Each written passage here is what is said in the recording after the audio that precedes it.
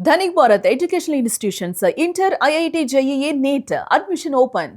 AP deputy CM Pawan Kalyan కీలక వ్యాఖ్యలు చేశారు. జీహెచ్ఎంసీ ఎన్నికల్లో జనసేన ఒంటరిగా పోటీ చేస్తుందంటూ సీఎం పవన్ కళ్యాణ్ ప్రకటించారు. ఇక 2029లో తెలంగాణ ఎన్నికల్లో జనసేన పోటీ చేస్తుందంటూ 2029 సాధారణ ఎన్నికల్లో బీజేపీ తమతో కలిసి వస్తుందో లేదో తెలియదంటూ పవన్ చెప్పారు. ఇక వ్యక్తిగతంగా పోటీ చేయబోరని, తన పార్టీ అభ్యర్థిని గెలిస్తే చాలు అంటూ పవన్ కళ్యాణ్ చెప్పడం జరిగింది. తెలంగాణలో మాత్రం తప్పకుండా పోటీ చేస్తామంటూ స్పష్టం చేశారు పవన్ కళ్యాణ్. ఇంకా ఇప్పటి వరకు కూడా దీని గురించి ఏమనుకోలేదు, ఇప్పుడు దీని మీద ఒక నిర్ణయం తీసుకుంటున్నానన్నట్లుగా కూడా స్పష్టంగా పవన్ కళ్యాణ్ ప్రకటన చేశారు. ఇక ఎన్నికలలో జనసేన ఉంటుంది, అదే విధంగా తాను కావాలంటే తానే బరిలోకి దిగి ప్రతి ప్రాంతానికి వెళ్లి ప్రచారం చేస్తానంటూ పవన్ కళ్యాణ్ చెప్పడం జరిగింది. మేము పోటీ చేస్తాం. ఇప్పుడు దాకా ఎప్పుడు అవసరమైతే తెలంగాణలో తిరుగుతాం, మేమే తిరుగుతాం.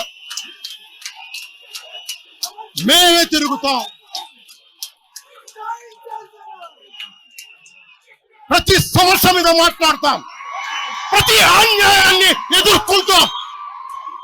ఏం మాట్లాడతారు మీరు? ఇది తెలంగాణ భారతదేశంలో అంతర్భాగం, మర్చిపోకండి. తెలంగాణ నా దేశం అంతర్భాగం. తెలంగాణ మీరు కూర్చోబెట్టి ఈ అంశం గురించినటువంటి డీటెయిల్స్ మా ప్రతినిధి సత్యాన్ని అడిగి తెలుసుకుందాం. సత్య, తెలంగాణలో జనసేన ఇక ఫుల్ యాక్టివ్ అయిపోయినట్లేనా? ప్రధానంగా ఈ రోజు జరిగినటువంటి చాలా ఉద్రిక్తతల నడుమ ఈ ప్రెస్ మీట్ అనేది నడిచింది.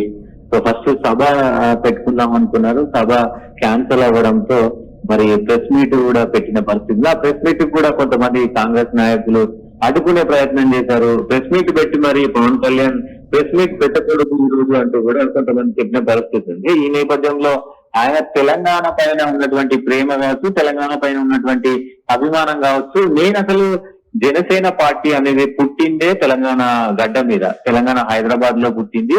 జనసేన పార్టీ ఫస్ట్ ఇక్కడే పుట్టింది. ఇక్కడ ఎందుకు నేను పోటీ చేయలేదు గతంలో అంటే, నాకు తెలంగాణ మీద ఉన్నటువంటి అనుభవం కావచ్చు, తెలంగాణ మీద ఉన్నటువంటి ప్రేమ కావచ్చు. ఎందుకంటే కొత్తగా రాష్ట్రం వచ్చింది. ఇప్పుడు నేను పార్టీ పెట్టి ఇక్కడున్న రాజకీయాలని డిస్టర్బ్ చేయాలనుకోవట్లేదు. తెలంగాణ ఎదగాల అనేది నా ప్రధాన ఎజెండా. ఖచ్చితంగా ఇప్పుడు కూడా, ఇప్పటి వరకు కూడా, ఈ ప్రెస్ మీట్ వరకు కూడా నేను అసలు తెలంగాణలో పోటీ చేస్తానో లేదో అని అనుకున్నాను. కానీ వీళ్ళు పెట్టిన ఇబ్బంది కావచ్చు, వీళ్ళు చేస్తున్నటువంటి మాటలు కావచ్చు, అన్ని అంటే ఊహాగానాలకు సంబంధించి ఏదైతే వాళ్ళు మాట్లాడుతున్నారో, నాకు తెలంగాణ మీద ప్రేమ లేదు, నాకు తెలంగాణ అంటే ఇష్టం లేదు, నాకు తెలంగాణ అంటే అహం ఉంది అనే ఏవైతే పాటలు మాట్లాడుతున్నారో కాంగ్రెస్ నాయకులు, సో అవి విన్న తర్వాత ఎవరో ఏదో చెప్తే నేను చేసే రకం కాదు. నాకు ఉన్న కమిట్మెంట్, తెలంగాణ పైన ఉన్నటువంటి కమిట్మెంట్ ఏంటి అనేది అందరికీ తెలిసిన విషయంలో, గతంలో నేను ఏదైనా ఇష్యూ తెలుసుకొని ఆ ఇష్యూ బేస్డ్ ఎవరైనా నా దగ్గరకు వస్తే ఆ ఇష్యూ సక్సెస్ అయ్యేదాకా కూడా నేను అక్కడ ఉన్నాను, నిలబడ్డాను. ఆ ఇష్యూ మీద నిమిత్త మాత్రంగా నేను జస్ట్ అక్కడ ఉన్నాను.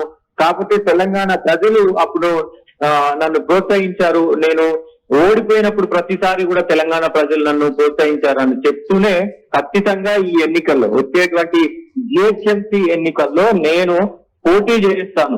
నేను సొంతంగా పోటీ చేయకపోయినా నా అభ్యర్థులు, జనసేన పార్టీ అభ్యర్థులు ఎవరైతే ఉన్నారో తెలంగాణలో, వాళ్ళందరూ గెలిచే విధంగా నేను ప్రతి గల్లీ వెళ్తాను, ప్రతి డివిజన్ వెళ్తాను, ప్రతి ఇంటికి వెళ్తాను.